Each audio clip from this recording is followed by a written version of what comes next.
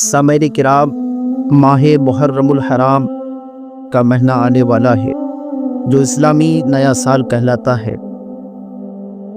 اب اس مہینے کے اندر ہم سب کو کس طریقے سے اس مہینے کا آغاز کرنا چاہیے، آج ہمیں معلوم نہیں ہے، ہمیں پتہ نہیں ہے، اور کچھ لوگوں کو معلوم ہونے کے باوجود بھی اس مہینے کا عزت اور احترام نہیں کرتے ہیں۔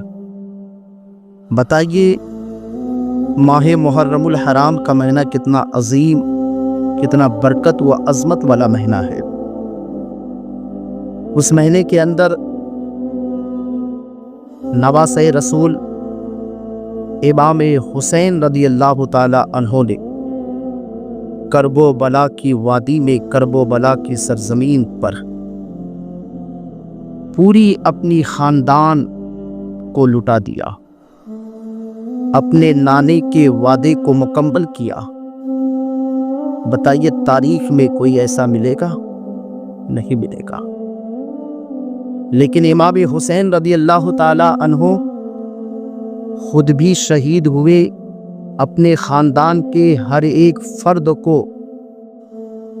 کرب و بلا کی وادی میں لٹا دیا۔ آپ کے چھوٹے بچے معصوم علی اصغر کو بھی کرب و بلا کی وادی میں لٹا دیا۔